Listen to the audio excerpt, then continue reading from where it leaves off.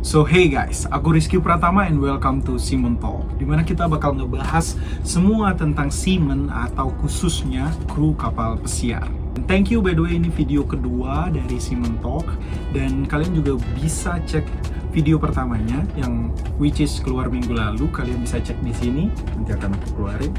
And then minggu lalu kita udah ngebahas tentang gimana sih caranya untuk menjadi kru kapal pesiar, dan kita udah bahas mendetail prosesnya. Kalian bisa cek aja di sini.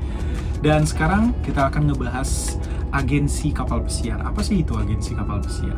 Gitu. Pertama, apa sih itu agensi kapal pesiar? Singkatnya, agensi kapal pesiar adalah sebuah badan yang mengurusi ketenaga kerjaan ke kapal pesiar khususnya. Jadi ada perusahaan kapal pesiar besar yang bekerja sama dengan agensi untuk mencari tenaga kerja baru gitu. Jadi mereka itu penyalur tenaga kerja, guys. Dan kalau kalian mau ke kapal pesiar, amannya menurutku adalah lewat agensi, karena mereka langsung bertanggung jawab terhadap kalian. Agensi yang benar ya.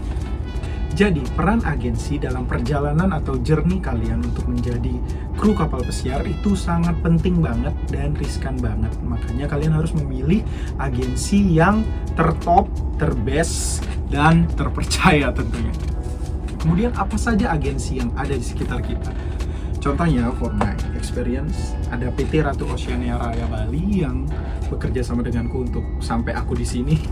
Sampai sekarang pun kita masih, selama aku pulang aku selalu ngelapor ke sana, dan keberangkatan juga diurus mereka semua. Kemudian yang kedua, ada juga PT Bali Duta Mandiri yang bertempat di Gatsu. Ada juga Baruna, dan masih banyak agensi lainnya, guys. Jadi agensi ini sekarang sudah menjamur banget, sudah banyak banget di tempat-tempat kalian, mungkin juga sudah ada gitu. Cuman kalian harus memilih agensi yang benar-benar terpercaya. Resikonya sekarang ada di sana, guys. Jadi kayak kalau kalian salah memilih agensi, maka kalian akan terjerumus ataupun ada yang ditipu, karena agensi udah banyak banget sekarang. Jadi kalian benar-benar harus profiling agensi yang mau kalian ajak kerjasama untuk menyalurkan kalian sebagai tenaga kerja. Nah, maka dari itu kita akan membahas juga cara memilih agensi. Yang pertama, apa sih yang perlu kalian perhatikan? Yang pertama, tentukan brand kapal pesiar kalian. Contohnya seperti di aku based on my experience, aku memilih Disney Cruise Line karena profiling dan lain-lain aku cocok lah dengan Disney Cruise Line. Akhirnya aku memilih agensi yang bekerja sama dengan brand yang aku tuju. Jadi kalau kalian mau milih Viking, kalian mau milih Virgin, kalian mau pilih Disney Cruise Line, DCL, itu terserah kalian. Kalian pilih kapal pesiar yang menjadi impian kalian. Kemudian cari agensi yang bekerja sama dengan brand kapal pesiar tersebut gitu. Jadi bisa nih sejalur, kalian nggak ke kapal yang lain. Kemudian yang kedua, kalian harus mencari track record agensi tersebut. Bisa dari pertama media sosial, dari Instagram, Facebook, atau sosial media yang lainnya. Kemudian yang kedua dari blog agensi tersebut, karena agensi sebesar itu kayak PT, CV atau apapun itu pasti sudah memiliki blog. Jadi kalian bisa cek di sana profiling mereka seperti apa. Sama kayak kalian milih kampus, guys. Jadi kalian cari profiling dulu, kira-kira gimana di jurusan ini, sama kayak gitu. Jadi kalian bisa mencari informasi sebanyak mungkin, ingat ya, sebanyak mungkin tentang agensi tersebut. Mau buruknya, mau bagusnya, karena kalian yang akan menjalani proses-proses itu di sana. Jadi kalian ini kayak bekerja sama sampai kalian resign. Jadi kalian harus mencari yang terbaik. Maka dari itu kalian harus mendapatkan informasi terpercaya dan sebanyak mungkin dari sumber manapun tentang agensi tersebut. Karena sepengalaman aku ya, guys, banyak banget agensi sekarang yang satu mungkin tidak memiliki track record, dua track recordnya kurang konsisten, yang ketiga track recordnya juga tidak baik gitu. Jadi banyak sekali image agensi yang kurang baik. Maka dari itu baik, pandai-pandailah kalian memilih dan bijak-bijaklah. Jangan asal mau berangkat aja. Ingat kata-kata ini, jangan asal mau berangkat aja.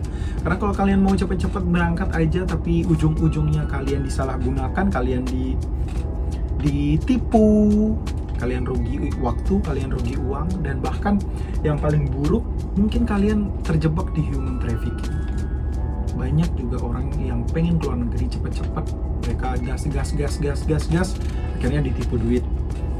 Kemudian banyak juga yang gas, akhirnya terjebak di human trafficking dan harus diselamatkan.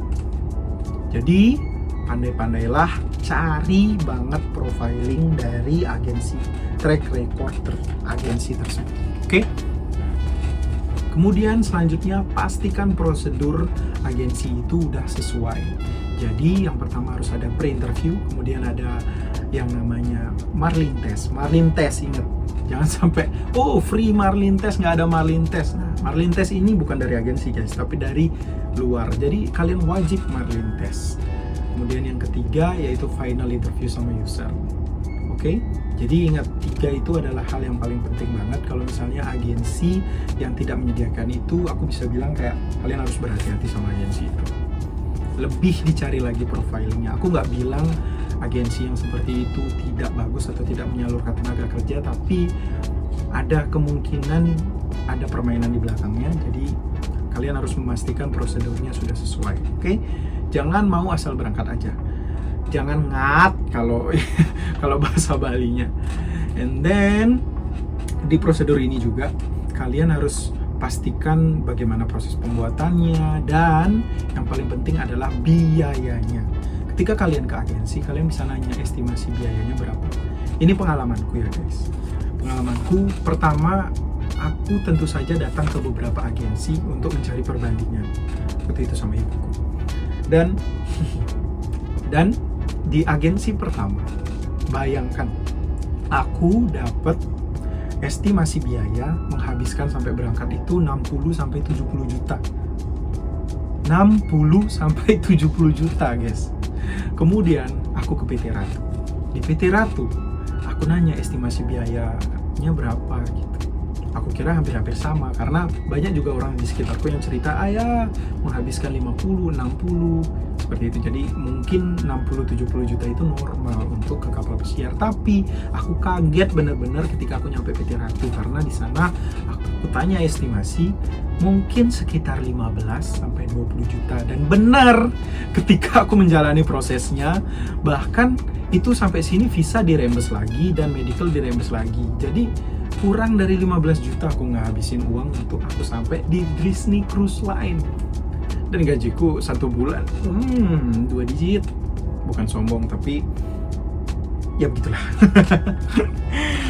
Jadi baik-baik kalian merhatiin prosedurnya dan pastiin biaya estimasinya terlebih dahulu. Dan pastiin juga kalau udah estimasi berapa, uangnya digunakan untuk apa oleh agensi tersebut. Jadi kalian harus banyak nanya dan agak cerewet kalau ketika kalian ke agensi. Kuncinya adalah ajak mama kalian atau ibu kalian ke sana. Karena ibu-ibu itu pandai banget yang begitu-gitu guys. Oke? Jadi pastiin prosedurnya. Kemudian setelah semua hal itu, waktunya kalian menjalani proses yang sesuai dengan agensi masing-masing. By the way, setiap agensi memiliki proses atau memiliki standarnya masing-masing. Jadi kalian harus mengikuti standar mereka untuk menjadi tenaga kerja yang berkualitas dengan kualitas mereka, dan surat-suratnya juga harus dilengkapi dan semua-semuanya. Jadi semangat guys kalau kalian udah sampai di tahap itu. Oke, jadi aku menyimpulkan, jadi apa itu agensi kapal pesiar? Agensi itu adalah badan yang menyalurkan kalian tenaga kerja Indonesia ke kapal pesiar. Dan apa saja ada agensi di sini, banyak banget ada agensi. Karena itu juga kalian harus memilih dengan cermat dan cerdik. Cara-cara memilihnya juga, yang pertama, kalian harus tentukan brand kapal kalian apa. Dan setelah itu yang kedua, kalian cari agensi mana yang bekerja sama dengan kapal tersebut atau brand kapal tersebut.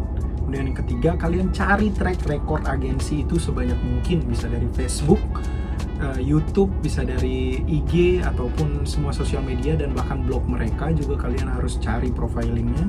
Kemudian yang keempat, track record itu yang paling penting. Jadi kalian bisa melihat bagaimana sih orang-orang sebelumnya yang berangkat, apakah berhasil, apakah begini, apakah begitu, apakah ada masalah. Kemudian yang terakhir yaitu pastikan prosedurnya sudah sesuai. Ini menyangkut juga dengan biaya. Jadi pastikan biayanya juga sesuai. Jadi kalau misalnya kalian harus mengeluarkan 20 juta, kalian tahu 20 juta itu sebenarnya untuk apa saja gitu. Agensi yang baik bakal ngejelasin ke kalian perinciannya kok, jadi santai aja. Tapi kalau mereka udah sembunyi-sembunyi, enggak ini pakai ini, pakai itu, pakai ini, pakai itu, for me, menurut pendapatku, kembali lagi menurut pendapatku, mending kalian cari agensi yang jujur saja. Dan I really recommend PT Ratu Oceania Raya Bali, karena aku pun sendiri di sana bekerja sama sampai sekarang. By the way, aku bukan brand ambassador atau apapun dari PT Ratu, but aku ngerasa terberkati banget karena mereka sangat membantu banget prosesnya, pelayanannya juga luar biasa, dan yang paling penting mereka nggak main-main soal uang, estimasi uang. Jadi aku cuma ngabisin sekitar 15 kurang bahkan, karena di total 15 itu aku udah sampai stay di Denpasar untuk BST selama 1 minggu. Jadi aku stay di hotel untuk untuk ikut kelas BST gitu. Jadi udah include makan dan semuanya itu semua sekitar 15 jutaan. Jadi kalau cuman pembayaran ke agentnya saja itu nggak nyampe 15 juta guys. Apalagi sampai sini visa dan medicalnya dirembes sama Disney. So I hope ini membantu buat kamu, dan I hope you get a good journey, dan hati-hati aja, dan aku harap kalian bisa berhasil guys, semangat terus. Dan kalau kalian mau tips-tips selanjutnya dari Simon Talk, kalian bisa tinggalin aja di kolom komentar. Apapun pertanyaan kalian yang menarik, aku bakal bahas di video seperti ini. Dan kalau aku bisa langsung jawab, aku akan langsung jawab di kolom komentar. Thank you very much guys. See you next time, see you next week. Aku Rizky Pratama, and gas cuy.